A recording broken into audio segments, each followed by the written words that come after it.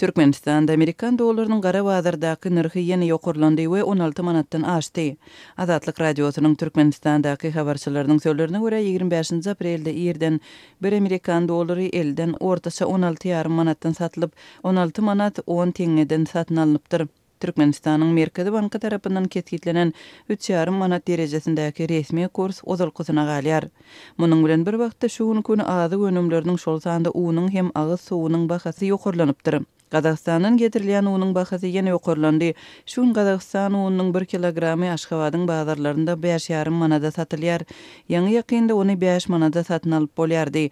Munyň bilen bir wagtda bu unyň satuwdaky bahasy martyň başynda ketgitlenen derejesinde, ýagny 4,5 manat diýilip görkezilýär. Emma iş özünde ol bahadan satyn alyp bolmaýar diýip Azatlyk radiosynyň Aşgabatdaky habarçysy gurrun berdi. Onun sözlerine göre daşary ýurtlardan getirilýän haritlerden başga da ýurdun içinde öndürilen yerli önümler ilkinji nowatda da agyz suwy gymmatlapdyr. Arçalyk atly agyz suwy bir näçe günde esli gymmatlady. Yarım litrlik çüşanyň bahasy indi 1,5 manada satylýar. 330 ml gaba gaplanan Hayat atly suw 1,5 manada çenli gymmatlady diýip Azatlyň habarçysy aýdýar. Onun sözlerine göre bahalaryň ýokurlanmagy paýtagtdaky dürli hyzmatlarda hem duýulýar. Dokumentleriň nusgasyny çap etdirmek boýunça hyzmatlaryň bahasy soňky hepdelerde 2 hisse ýokurlanypdyr. Türkmenistanda daşary ýurt valutasynyň resmi bolmadyk çalyşyk kursunyň ýokurlanmagy soňky aýlarda ýurtda dürli haritlaryň hem hyzmatlaryň şol sanda çörek we un ýaly ýetäsi azy önümleriniň esli ýokurlanmagyna sebäp boldy.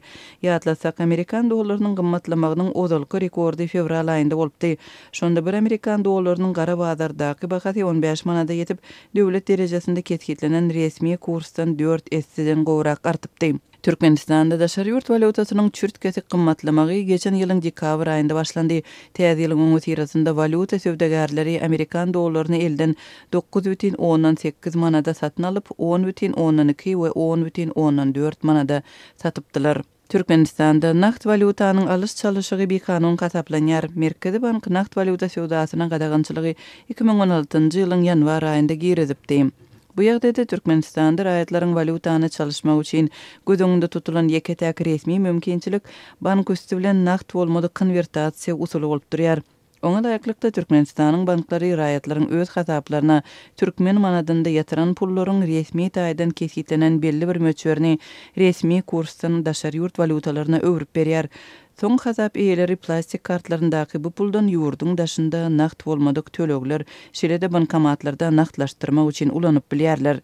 Emma 2017-nji ýyldan beri Türkmenistanyň daşary ykdysady banky öz müşterileriniň ýurdun daşynda daşary ýurt valutasynda puly naktlaşdyrmagyna bir näçe çäklendirmäni girizipdi. Türkmenistanda daşary ýurt valutasynyň resmi kursy soňky ýylda 2015-nji ýylyň başynda üýtgedilepdi. Bir Amerikan dollarynyň 3,5 manat derejesinde ketgitlenen resmi kursy 3 ýyldan gowrak wagt bäri üýtgebsiz saklanyp gelýär. Fevral aýynda Azatlyk radiosynyň Türkmenistanyň Merkezi Bankyndaky çeşmesi ýurdun mali häkimetleriniň milli puluň resmi kursyny ýokurlandyrmagyň we ony hakyky bazar kursyna has ýakynlatmagyň mümkinçiliklerini öwrenýänligini habar berdi.